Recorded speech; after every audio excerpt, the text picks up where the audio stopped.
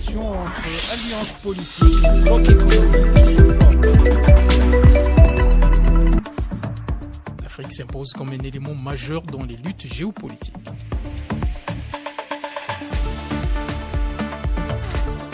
Le monde vu d'Afrique. Le monde vu d'Afrique.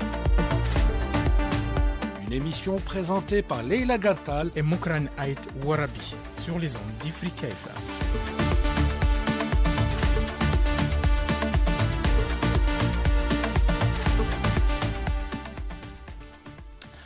Ifrica FM, bonjour. Bienvenue au Monde Vu d'Afrique, une émission donc qui s'occupe ou qui s'intéresse à l'Afrique de près et même de loin.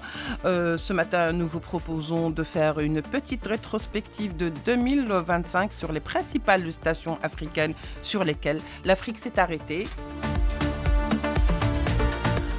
Nous nous arrêterons aussi sur le travail colossal fourni par l'Algérie durant son mandat au Conseil de sécurité pour promouvoir la voix de l'Afrique, lui donner la place qui lui vaut. Historiquement, une position de principe qui fait appel au droit international, souvent foulé aux pieds. Alors pour en parler ce matin avec nous, Mokran Ait Warabi, qui est donc notre consultant à Ifrica FM. Vous êtes également donc journaliste au quotidien algérien El Moudjahid. Mokran, bonjour, merci d'être avec nous. Bonjour à vous Leïla, bonjour à tous les auditeurs d'Ifrica FM et à vos invités. Merci à vous. Nous rejoindra dans un tout petit instant donc par téléphone Youssef Boussoumeh, qui est militant pour les droits humains, pour la cause palestinienne, pour également le dossier sahraoui, mais qui donc nous a rejoint. Voilà, c'est parfait. Youssef Boussoumeh, qui est également historien. Youssef Boussoumeh, bonjour, merci d'être avec nous. Bonjour, c'est un plaisir et bonjour à vous et bonjour à tous les auditeurs et bonjour à l'Algérie.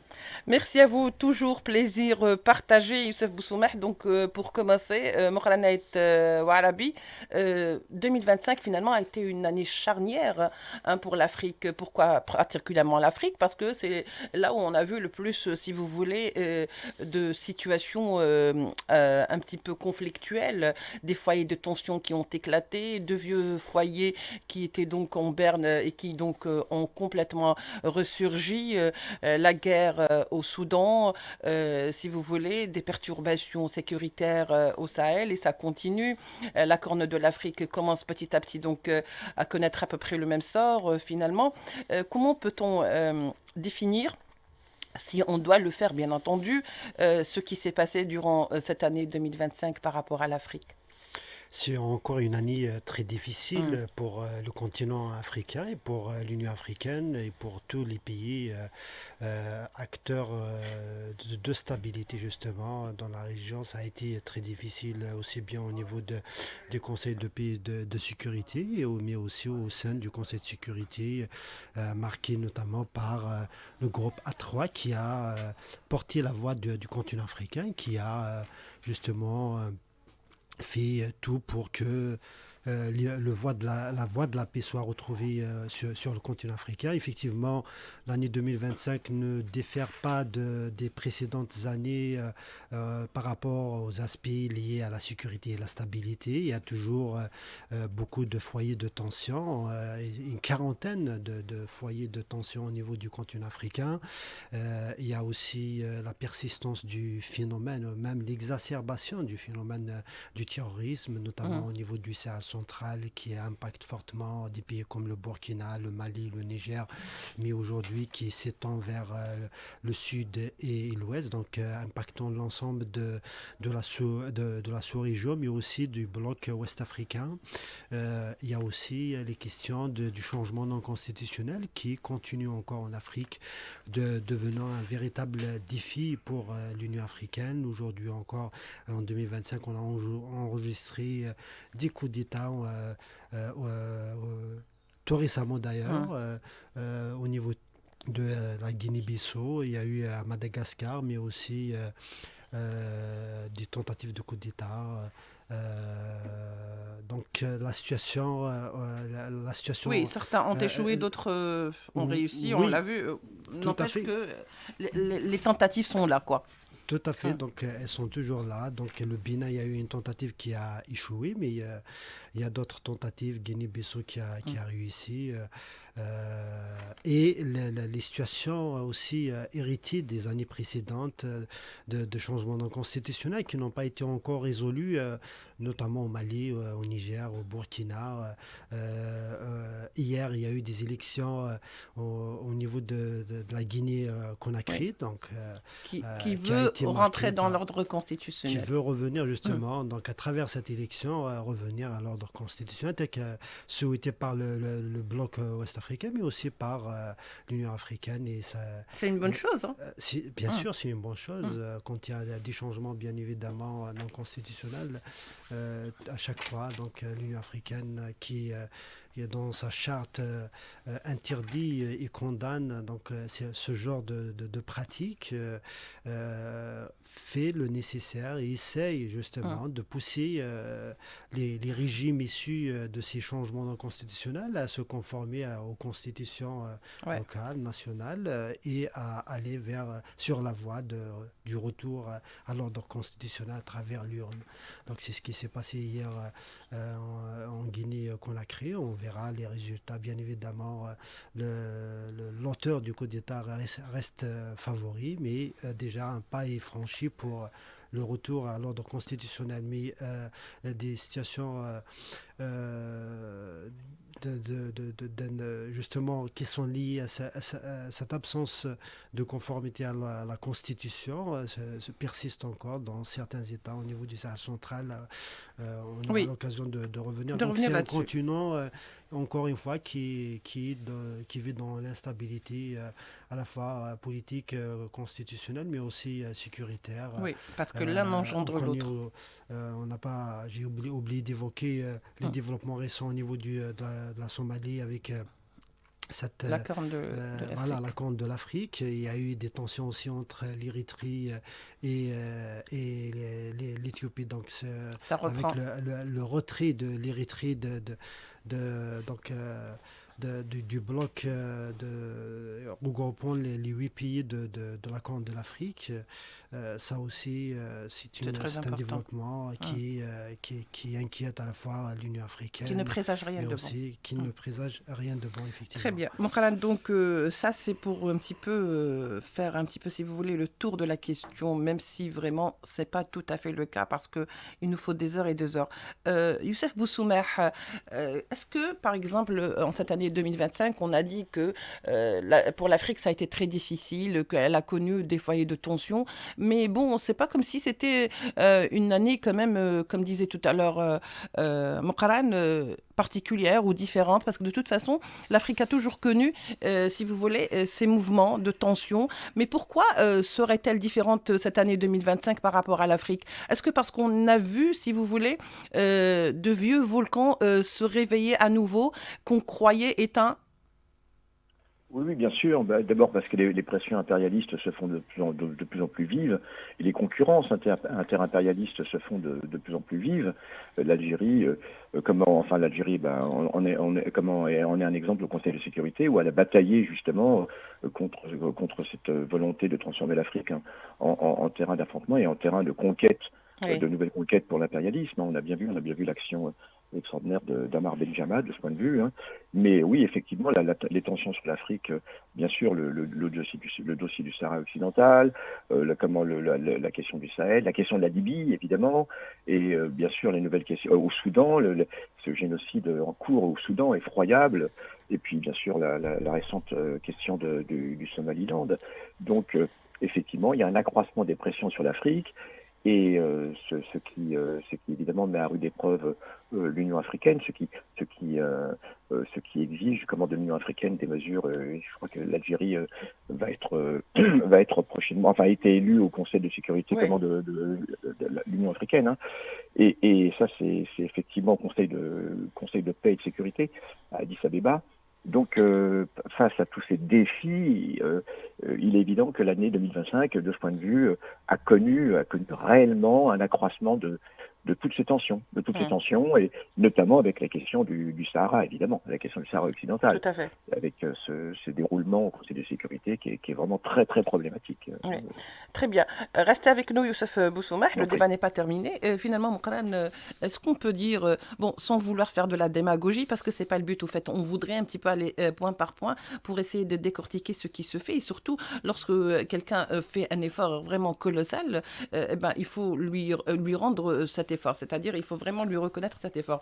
L'Algérie, depuis le début, donc depuis que elle était au Conseil de sécurité, on commençait un petit peu à voir ces efforts déployés qui étaient quand même colossaux pour un petit peu faire entendre la voix de l'Afrique, pour lui donner la place qui lui revient historiquement en tant que représentativité, parce que, comme on le disait, c'était une injustice historique qu'il fallait absolument réparer. L'Algérie a également abrité plusieurs conférences et plusieurs sommets allant dans ce sens, que ce soit par exemple dans la thématique, si vous voulez, politique ou parfois sécuritaire, mais également économique avec les startups et la ZLECAf. Donc vous voyez, on s'est quand même déployé sur plusieurs fronts, juste pour que, si vous voulez, cette Afrique ne soit pas une proie, si vous voulez, à des prédateurs qui, au fait, n'attendent que ça, à partir du moment où c'est un continent qui est assez fragile sur le plan financier, donc il est plus facile, si vous voulez, de soudoyer ou en tous les cas de s'infiltrer.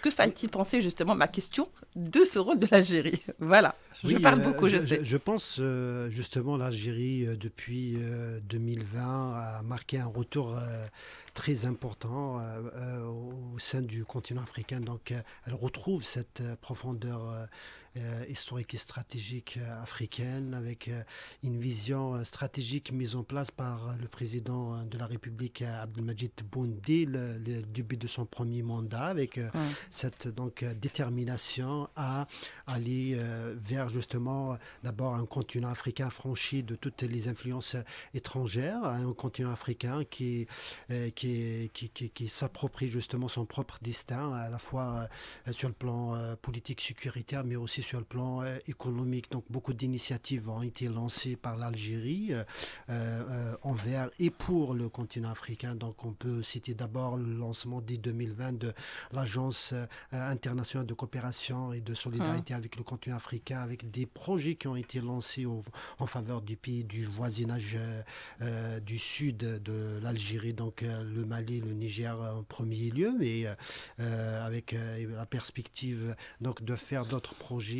Vous savez que l'agence a été dotée d'1 milliard de dollars, et ce montant pourrait augmenter selon les besoins si nécessaire. Donc il y a aussi cet engagement de l'Algérie très perceptible et très visible au sein du Conseil de sécurité depuis donc de son mandat, d'ailleurs, qui se termine le 31 du mois courant, donc cette fin d'année bientôt, donc mercredi prochain. Voilà.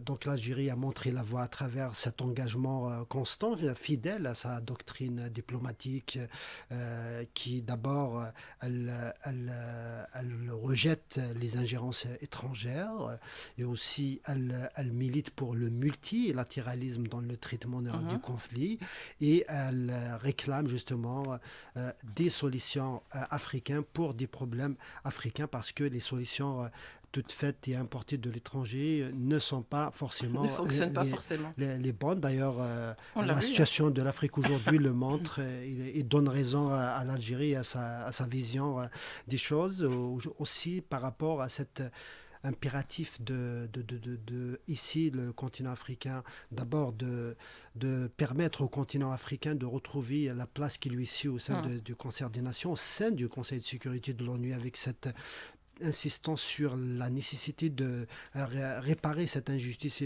historique infligée au continent africain. Vous savez que le continent africain est le seul continent qui n'a aucun représentant permanent au sein du Conseil de sécurité. Oui, pendant il est des années. sous-représenté par rapport à ce qu'il représente, à la fois en termes de place au sein de l'Assemblée générale de l'ONU, mais aussi ce qu'il représente pour le monde. En termes de géographie. En termes de géographie, c'est le plus grand continent du monde, contrairement à ce que peut inspirer la carte du monde d'aujourd'hui. Mais c'est 40 millions de kilomètres carrés, c'est plus grand que la Russie et l'Europe On ne le dit pas réunies. suffisamment. Oui, on ne le dit pas. C'est le plus grand continent et c'est le continent qui a le plus grand potentiel de développement au monde aujourd'hui, à la fois sur le plan humain, mais sur le plan des ressources naturelles. Donc l'Algérie a initié beaucoup de choses en faveur du continent africain. La participation du président de la République, Abdelmadjid Tebboune, lors du dernier sommet donc, qui s'est tenu en février dernier, a été couronnée notamment par la dotation en tant que président du MAEP, donc du mécanisme d'évaluation par les pairs de l'Union africaine, qu'il a doté d'une contribution volontaire de l'Algérie de $1 million, mais aussi le sommet a abouti aussi à la création, entre autres, d'une agence de notation africaine pour sortir de ce cercle vicieux de notation des agences internationales qui pénalise justement les pays africains qui constituent justement cette notation internationale, constitue un frein et un obstacle à l'accès aux marchés financiers internationaux et qui donc constitue une forme de blocage pour justement permettre aux continents africains de se développer et à travers justement un financement international. Donc cette agence a le but justement de corriger un peu ces incohérences en matière de notation au niveau international, de se doter de ses propres outils avec sérieux et détermination. Il y a eu aussi l'Algérie qui a retrouvé sa place naturelle au sein du Conseil de paix et de sécurité à l'occasion des élections qui se sont déroulées, et l'Algérie qui a rejoint donc la commission de l'Union africaine en tant que en occupant la vice-présidence. Donc l'Algérie a toujours été présente par rapport à occupe donc aujourd'hui la vice-présidence de la Commission africaine, un poste extrêmement important dans ce contexte de réforme et de poursuite de poursuite justement de la construction de l'Union africaine, notamment de son architecture du pays de sécurité, mais aussi les réformes administratives nécessaires pour donner un rôle plus important à cette entité panafricaine. Il y a eu, l'Algérie a accueilli avec un grand succès aussi un événement majeur africain qui est la foire intra-africaine du commerce. Donc c'est une foire qui est là pour justement favoriser l'intégration économique, les échanges économiques entre les pays africains. Donc cette foire a dépassé toutes les prévisions avec un record de contrats dépassant les 48 milliards de dollars. C'est un succès qui a été reconnu par tous les États participants à cette foire. Il y a eu par la suite un enchaînement même par la Banque africaine. Quand on parle du succès, d'abord, c'est Afreximbank qui a donné les chiffres. Donc c'est cette banque qui encourage l'export et l'import et qui encourage le commerce intra-africain. Il y a eu aussi, l'Algérie a initié aussi une conférence pour justement mettre en contact tous les acteurs de l'industrie pharmaceutique africaine en organisant en novembre dernier une conférence très importante à laquelle ont participé de nombreuses délégations. Et en décembre, on a eu aussi la 4e conférence des startups africaines, donc une initiative purement algérienne qui est à sa 4e édition, qui s'est tenue donc en décembre. En même temps, il y a eu le processus d'Oran qui s'est tenu à Alger exceptionnellement parce qu'il y a eu une coïncidence avec la conférence sur le colonialisme aussi qui a été accueillie. Beaucoup d'événements qui prouvent que l'Algérie aujourd'hui constitue la locomotive de ce continent africain et le moteur de cette Afrique qui veut justement s'émanciper et justement émerger et compter sur ses propres moyens pour se mettre debout par soi-même. Sortir de ce cercle vicieux qui le maintient dans le sous-développement et dans l'instabilité quasi chronique. Oui, et Youssef Boussoumeh, finalement, c'est vrai que comme ça, on a l'impression que même de faire un petit peu dans ce qu'on appellerait l'auto, je sais pas, reconnaissance, mais il est vrai que depuis quelque temps, comme je disais tout à l'heure, l'Afrique est redevenue ce qu'on appelle ce continent tout prêt pour les prédateurs et on a vu également un continent vraiment très mouvementé, un continent d'où les foyers de tension, les vieux foyers de tension ont tous été réactivés en ce moment et on voit récemment encore de l'Afrique. Donc l'Algérie a-t-elle raison aujourd'hui de voir ce danger avant même qu'il arrive et d'essayer par tous les moyens, bien sûr, d'y remédier? Oui, oui, absolument. L'Algérie a absolument raison et elle continue avec encore plus de vivacité avec sa tradition, sa grande tradition diplomatique qui avait été reconnue par tout le monde au niveau du continent africain. On se souvient des années 70, etc. Et c'est vraiment une très bonne nouvelle que ce retour, cette continuation en force de l'Algérie dans cette diplomatie africaine. Bien sûr, l'Afrique est le lieu de toutes les prédations, on l'a dit, ses richesses énormes. C'est un continent qui est vraiment en expansion au niveau en développement. Rappelons que l'Afrique est sous-peuplée, contrairement à une légende. L'Afrique n'est pas surpeuplée, elle est Hmm. sous-peuplée. Elle est juste Et donc, immense. elle est devenue immense, oui, et donc elle a appelé à jouer un rôle encore plus important. Il y a des ressources considérables. Et l'Algérie a absolument Hmm. raison de se concentrer. Et d'ailleurs, elle s'est concentrée sur tous ces dossiers en voulant promouvoir des solutions africo-africaines, que ce soit sur tous les dossiers, sur le dossier libyen, sur le dossier du Sahel, où elle indique où elle veut le retrait de toutes les forces étrangères. Elle insiste sur le fait que sans accord de paix, il n'y aura pas de stabilité au niveau du Soudan. Je pense que ce rôle de l'Algérie, qui partout tente de promouvoir des solutions africo-africaines, est absolument essentiel. C'est Hmm. absolument essentiel parce que Hmm. c'est la seule solution pour l'Afrique, qui est encore une fois tellement aux prises avec des prédateurs historiques. N'oublions pas que toute la puissance européenne et toute la richesse européenne proviennent de l'Afrique. Proviennent de l'Afrique, ça a été le compte de ce point de vue, ça a été la vache à lait pendant trop longtemps. Ouais. Et donc, de ce point de vue, l'Afrique, comment l'Algérie a raison de vouloir réactiver, entre autres, le rôle de l'Union africaine et d'insister pour que l'ONU prenne davantage en compte ce rôle de l'Union africaine.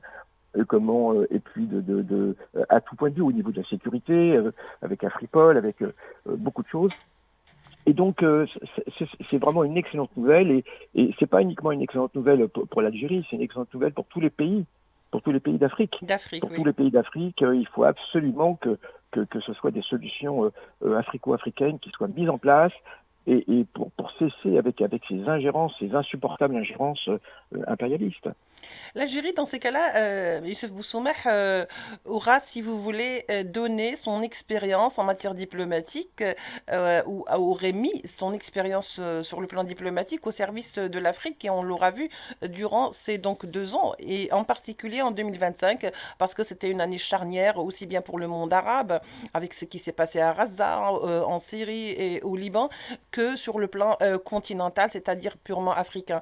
Alors on va pas dire une rétrospective dans le sens où qu'est-ce qui a été fait parce que on l'a vu ce qui a été fait finalement. Est-ce que vous pensez que cet élan pourra être maintenu sur le plan africain bien sûr, qui a été insufflé par l'Algérie? Oui, oui, bien sûr. Justement avec cette élection d'Algérie au Conseil de paix et de sécurité, je pense qu'elle peut aussi s'appuyer sur un certain nombre de partenaires africains fiables, comme l'Afrique du Sud, les deux pivots de l'Afrique, au Hum. nord et au sud, l'Afrique du Sud et l'Algérie, c'est la géographie pleine en sens, de toute Oui. façon. Donc, oui, je pense que l'Algérie a des moyens, la voix de l'Algérie est de plus en plus considérée. Les événements, surtout, donnent raison à l'Algérie, on le voit au Sahel. On voit qu'au Sahel, Tout il n'y a à pas fait. de solution militaire. Donc, moi, je suis assez satisfait de ce point de vue parce que lorsqu'il y a eu cette crise au Sahel et que certains ont dit que la seule solution était le militaire, bon, on voit bien qu'aujourd'hui non, il y a une impasse totale au Sahel Tout à fait. et les événements donnent raison à l'Algérie. Alors c'est pas uniquement pour des questions de sécurité, parce que l'Algérie a quand même une expérience, une expertise en matière de sécurité, hein, ça c'est un fait. Et donc elle a raison de promouvoir cela. Il ne peut pas y avoir de sécurité sans accord de paix, sans conciliation. Et on voit bien que cette voie de moi je pense que la voie de l'Algérie va de plus en plus s'imposer. On va réaliser à quel point l'Algérie avait raison. L'Algérie avait raison, alors pas uniquement pour la question du Sahel, mais lorsque l'Algérie veut promouvoir des solutions africaines. Donc, par exemple, le retrait de toutes ces armées mercenaires, des Émirats arabes unis, etc., c'est absolument insupportable.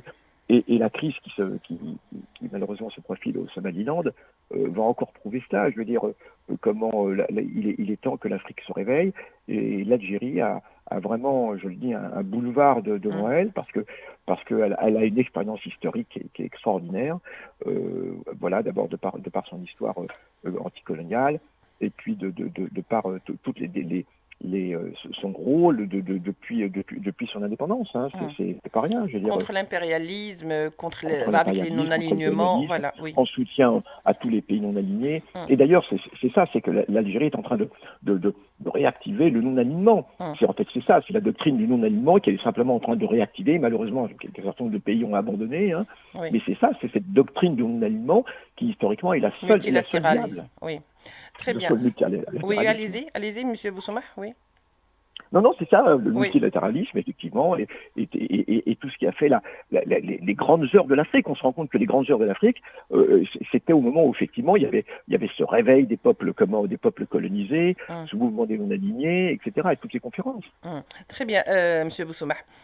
Finalement, Mouqaran, on va dire que, je ne vais pas dire comment on va qualifier cette année, mais surtout, qu'est-ce qu'on peut dire de cette année 2025 et avant 2024, parce que c'est un long processus qui a été fait avec des efforts non pas seulement algériennes, mais aussi des efforts, par exemple, de l'Afrique du Sud, des pays comme le Nigeria, d'autres pays dont les efforts sont très louables, qui se sont alignés avec, si vous voulez, la vision algérienne, et donc qui ont montré réellement, si vous voulez, des signes positifs et de bonne foi.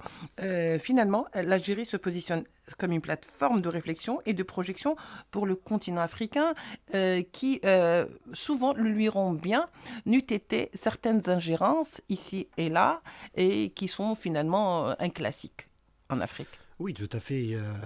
Justement, cet engagement de l'Algérie en faveur du continent africain subit justement des tentatives de perturbation de la part d'entités à la fois qui sont sur le continent africain, mais aussi des entités entièrement étrangères qui sont dérangées par la constance des positions de l'Algérie en tant que pays qui défend justement le droit du peuple à l'autodétermination tel que défini par la Charte des Nations Unies, notamment par la résolution 1514. Oui.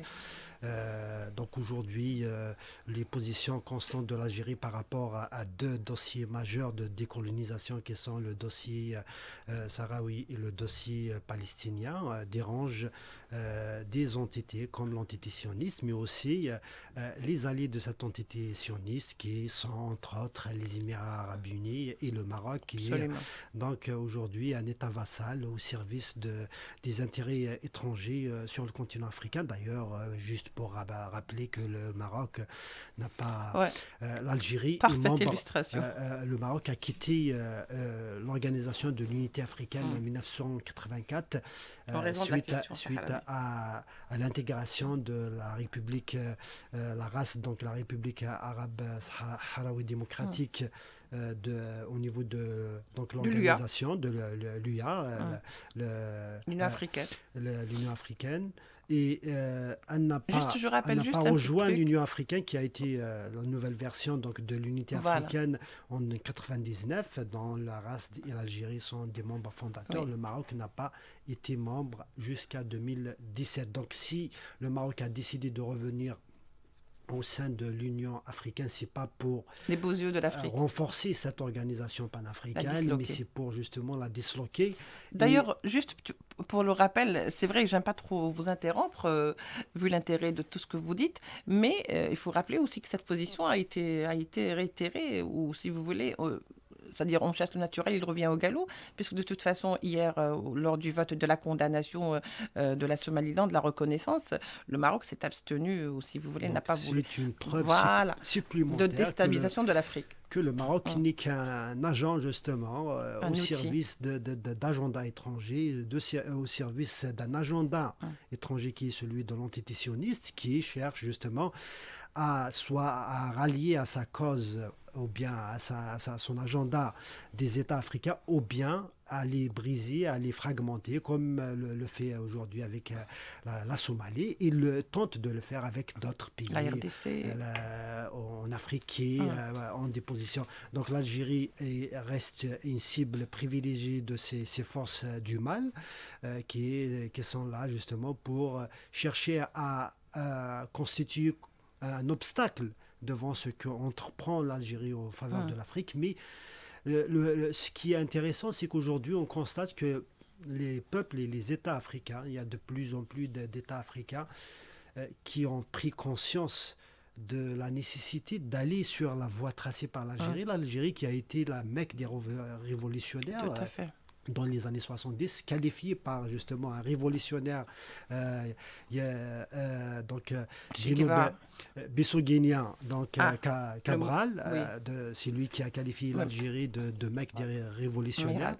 Et aujourd'hui encore, elle est toujours fidèle à cet engagement historique qui est lié à sa guerre de libération, qui est digne de l'épopée avec tous les sacrifices qu'elle a fait. Donc aujourd'hui, l'Algérie elle est dans cette démarche, même s'il y a des résistances et des tentatives justement de faire obstacle à tout ce qu'elle fait, mais elle, grâce à sa persévérance, sa détermination et sa crédibilité au sein du continent africain, de par son histoire et son engagement, l'Algérie a réussi beaucoup de choses et va continuer sur cette démarche. Aujourd'hui, certes que la fin de l'année va remettre le flambeau à d'autres pour poursuivre justement au sein du Conseil de sécurité de l'ONU, mais le combat continue au sein d'autres organisations multilatérales, au sein de l'Union africaine où elle occupe le poste de vice-présidence, au sein aussi du Conseil de paix et de sécurité.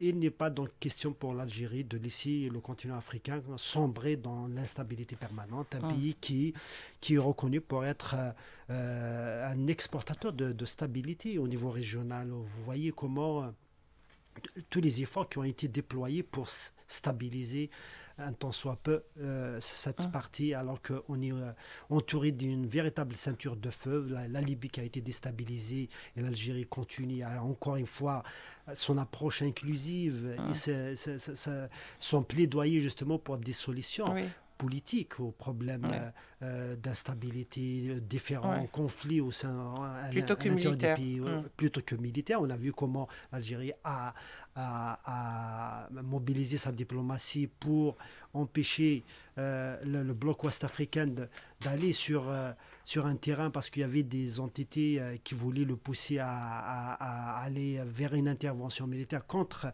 des changements non constitutionnels.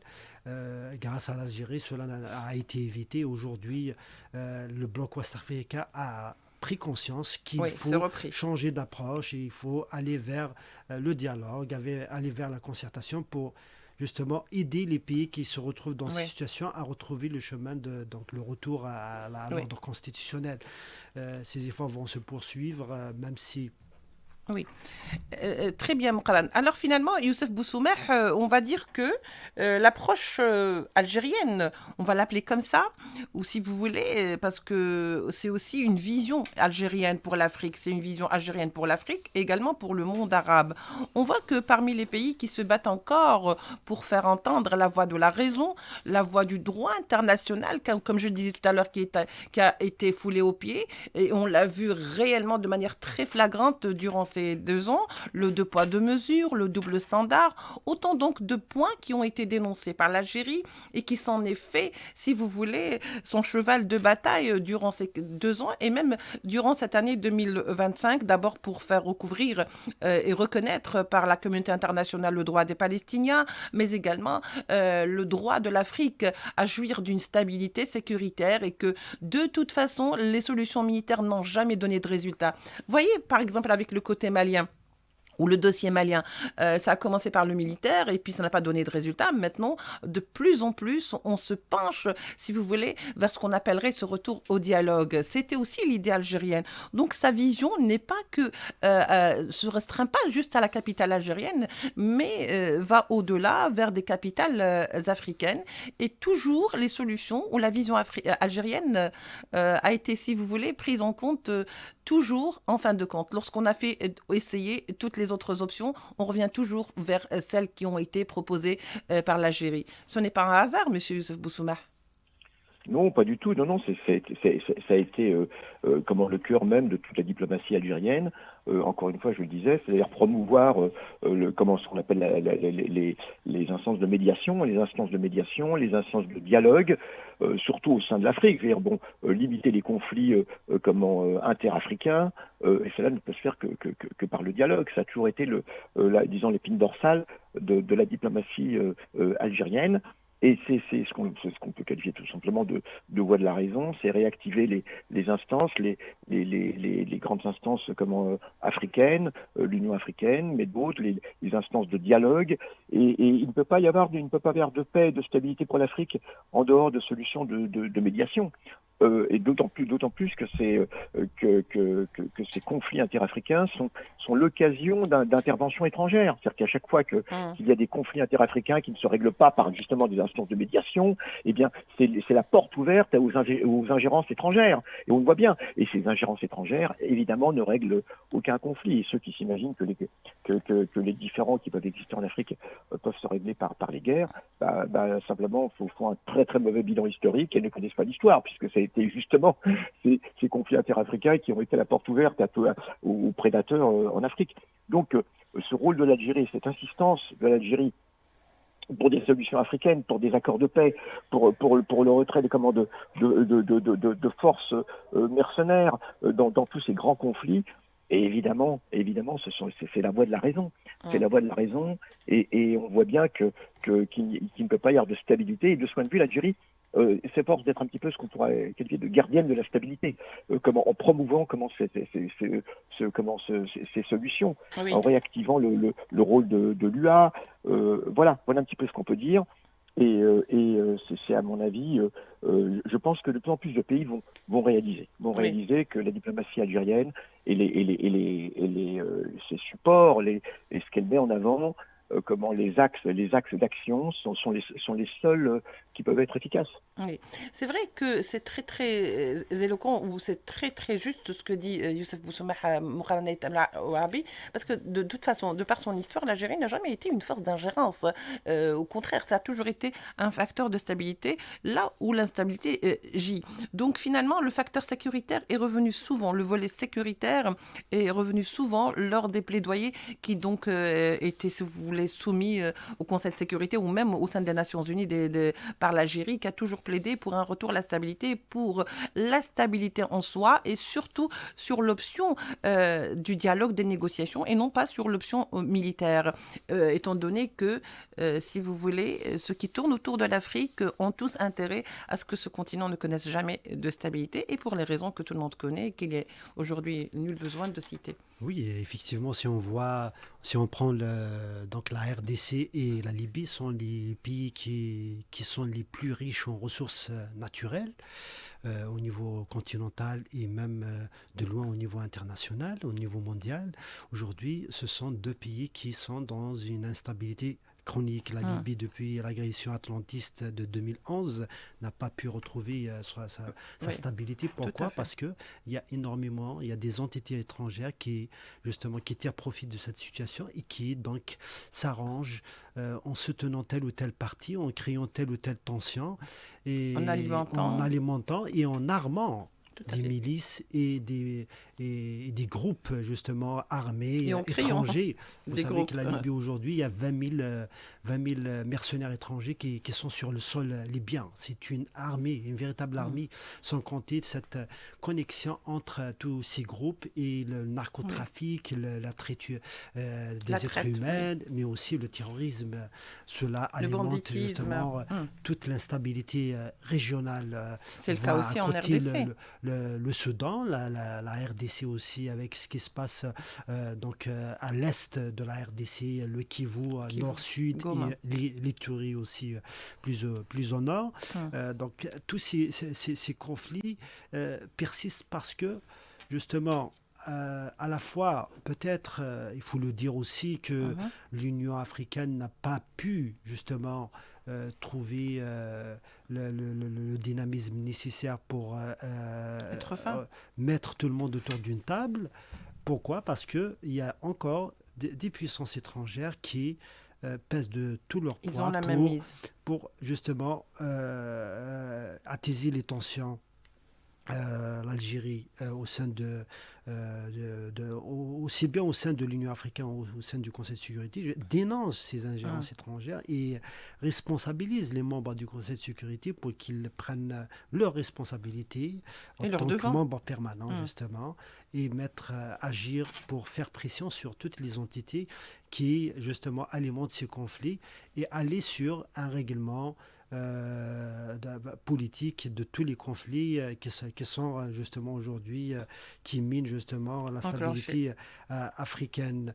La Libye, d'ailleurs, l'Algérie a initié avec les pays voisins de la Libye, la Tunisie et l'Égypte, une initiative, une tripartite de concertation et pour conjuguer leurs efforts à trois avec ceux de l'Union africaine et ceux de l'ONU pour pousser les Libyens à s'asseoir autour d'une table et à trouver une solution à ce conflit qui dure depuis... ça a failli marcher à un moment donné, il faut le dire, Mokhalana. Oui, mais les efforts continuent parce que effectivement, si ça fonctionne pas rapidement, c'est parce que les ingérences elles sont encore là, sont persistantes. Mais si on persévère encore, on finira par justement faire avancer les choses. Même si c'est difficile, il faut le reconnaître. Mais quand on conjugue les efforts et quand on a la détermination nécessaire, on pourrait toujours espérer justement arriver à l'objectif final qui est celui de ramener la paix et la stabilité au niveau régional et au niveau continental. Justement, l'Algérie aussi n'a pas ignoré justement le phénomène du terrorisme et son impact sur la stabilité. Oui. D'ailleurs, dès qu'elle a pris la présidence du Conseil de sécurité durant le mois de janvier 2025, elle a appelé et organisé une conférence internationale au niveau du Conseil de sécurité de l'ONU sur le terrorisme en Afrique. Lutter contre le terrorisme. Première, jamais elle a été faite auparavant, qui a zoomé donc sur ce phénomène au niveau africain, parce qu'aujourd'hui, malheureusement, pour nous, l'Afrique est devenue l'épicentre du terrorisme international et le Sahel central est devenu le cœur même de ce fléau qui impacte de plus en plus les pays côtiers aussi au niveau de l'Afrique de l'Ouest. Donc c'est une problématique assez complexe qui ne peut être traitée que par des solutions inclusives qui prennent en considération plusieurs paramètres qui sont liés aux conditions socio-économiques de vie des populations. Il y a bien évidemment les aspects sécuritaires. Il y a aussi les questions d'instabilité politique qui aussi constituent un problème en matière de lutte contre le terrorisme. Quand les pays connaissent une instabilité politique, cela s'impacte forcément sur les conditions aussi sécuritaires du pays. Donc la prédisposition à bien lutter contre ce fléau transnational. C'est vrai qu'il y a tellement de facteurs qui sont, si vous voulez, qui s'interposent comme ça, qui font que il suffit qu'un facteur soit déclenché pour que tout le reste fonctionne automatiquement. Youssef Boussoumeh, je reviens vers vous. On a tendance à dire que le continent africain est un continent donc d'instabilité chronique, connu pour son instabilité chronique, un continent donc pauvre dans le sens où la grande majorité de sa population, si vous voulez, vit dans la pauvreté, un continent continent où le sous-développement fait rage, c'est-à-dire que finalement un continent où tous les maux existent. Mais on ne dit pas souvent que s'il y a tous ces fléaux et tous ces problèmes, c'est que quelque part, parce que ce continent est pillé, ce continent est complètement asservi, ce continent est, si vous voulez, sous la domination d'autres forces et d'autres pays. En d'autres termes, lorsque ça va mal si vous voulez, ailleurs, sur le plan international, lorsque ça va mal, et on l'a vu, l'Europe est en pleine crise financière, et j'en passe, militaire, avec la guerre en Ukraine, l'Occident de manière générale, eh ben, qu'est-ce qu'on fait pour essayer de réparer tout ça? On va puiser en Afrique, on va puiser par tous les moyens, c'est-à-dire en insufflant des guerres, en créant des foyers de tension, et comme par hasard aussi, des groupes terroristes qui émergent de manière occasionnelle. Au fait, c'est comme s'ils avaient rendez-vous avec quelque chose. Chaque fois qu'il y a un problème, on a Al-Qaïda qui réémerge, on a, je ne sais pas, une soukasse d'Al-Qaïda qui réémerge, mais le problème, c'est qu'ils sont pratiquement toute l'année en vacances et puis bon, occasionnellement ils sont là. C'est parfait, ils sont très très bien organisés, il faut le dire. Est-ce qu'on est obligé aujourd'hui, au jour où l'on se parle, de continuer à croire à ces histoires, Youssef Boussouma? Oui, bien évidemment que l'impérialisme intervient disons, par la voie, par l'intermédiaire de groupes de ces groupes de terroristes, de ces groupes terroristes. C'est évident que l'Afrique devient la caisse de résonance des contradictions inter-impérialistes et qu'elle se manifeste par l'émergence de ces curieux groupes terroristes qui portent des noms les plus divers et qui peuvent être considérés vraiment comme les agents de l'impérialisme. Hein. On le voit, je veux dire, on le voit même jusqu'en Palestine, où l'entité sioniste se sert même de groupes terroristes à Gaza pour contrer les forces populaires de résistance à l'occupation. Hein. Et donc, en Afrique, il en va de même. Il est évident que plus effectivement l'ingérence impérialiste, on pourrait tracer la courbe, hein, plus l'ingérence impérialiste en Afrique se renforce, et plus ces groupes terroristes interviennent, etc. Ouais. L'Algérie a donc raison de mettre en place une coordination entre les différents services de renseignement africains avec Afripol, hein, et donc de ce point de vue, eh bien malheureusement, ces groupes terroristes sont un moyen d'intervention impérialiste. C'est comme ça qu'il faut les considérer. Hein, ce ne sont pas des groupes, c'est pas vrai. Je veux dire, comme lorsqu'on veut agir contre des groupes, on y arrive parfaitement. Et si effectivement ils prolifèrent en Afrique, c'est parce que l'impérialisme a besoin d'eux, et l'impérialisme les instrumentalise, les utilise. Ça c'est un fait qui est absolument certain.